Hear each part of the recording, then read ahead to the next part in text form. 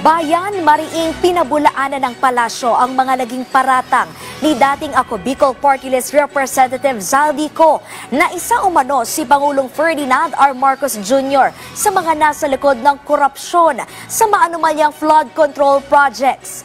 Giit ng Malacanang, nag-iimbento na lamang ang dating mambabatas para may masisi lalo't unti-unti nang lumalabas ang katotohanan sa investigasyon na Pangulo mismo ang nagpasimula.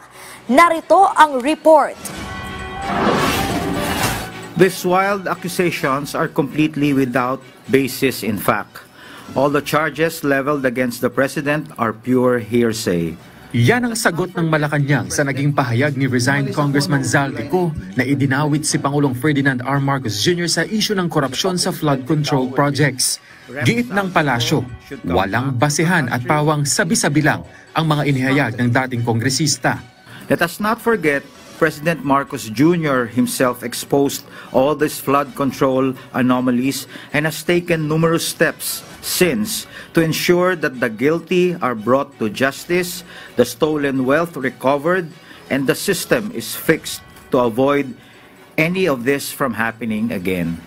Rep. Zaldico should come back to the country and sign everything he said under oath with the proper judicial authorities. Sabi naman ni Palace Press Officer at Undersecretary Claire Castro, tila lumiliit na ang mundo ni Ko, kaya gumagawa na lamang anya ito ng kwento at pinapangalanan ng mga individual kahit wala namang basehan at mabigat na ebidensya. Dahil lumiliit na ang mundo ni Zaldico, kailangan niyang umiwas at iiwas ang sarili at mag-name drop kahit walang katibayan at laway lang ang puhunan. Para masagip ang sarili sa paratang ng pagnanakaw sa kaban ng bayan at mapalitaw na siya ang biktima, siya ay magtatahi ng maling kwento laban sa ibang tao. Magtuturo ng iba, puwera ang sarili niya, kahit na ang ari-arian niya at ng kanyang pamilya ay nagsusumigaw ng ebidensya laban sa kanya. Pagbibigay diin ni Castro, pawang mga imbento lang ang mga naging pahayag ni Ko at mas mabuti anyang umuwi na lamang siya sa bansa at sagutin ang mga paratang sa kanya.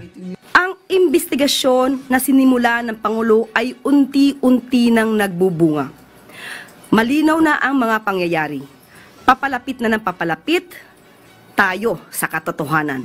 Kaya't pinipilit ilihis upang makaiwas ang mga tunay na may sala sa katarungan. Sinagot din ng palasyo ang sinabi ni Ko na utos umano ng presidente ang 100 billion pesos insertion sa national budget. Sabi nga po nila, kung ang Pangulo, ayon na rin sa sinabi ni Zaldico, ay hari daw, bakit po kaya sa insertion pa ilalagay 100 billion pesos kung pwede naman po itong isama mismo sa NEP? So doon po ay katakataka at alam natin na mukhang may gumawa ng kanyang salaysay at mukhang hindi niya naiintindihan ang kanyang mga sinasabi ron. Itinanggi rin ni DBM Secretary Amina Pangandaman ang mga paratang ni Ko.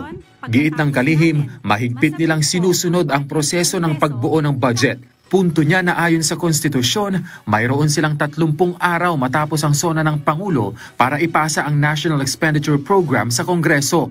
Matapos niyan, wala na anya sa ehekutibo ang bola. So we reject any insinuations about it. The BICAM is purely under the power of the legislature. We respect and strictly follow the budget process and all our actions are above board. So ginawa din po yan ng executive para ma-explica po kung ano ang laman ng President's budget at ng National Expenditure Program. Pagkatapos po nun, magde-deliberate na po sila. Wala na pong role ang Office of the President, ang executive sa BICAM. Pinabulaanan naman ang palasyo na nagpatawag ng pulong si Pangulong Marcos Jr. kasama ang kanyang security cluster kasunod ng mga paratang ni Ko. Sabi ng palasyo, hindi panic mode ngayon ang pamahalaan. Hindi rin anya nababahala ang gobyerno sa nakakasang rally bukas ng Iglesia ni Cristo. Kumpiyansa ang palasyo na matatalino at makabayan ng mga miyembro nito at alam nila kung sino ang nagsisinungaling. Kenneth Pasyente para sa Pambansang TV sa Bagong Pilipinas.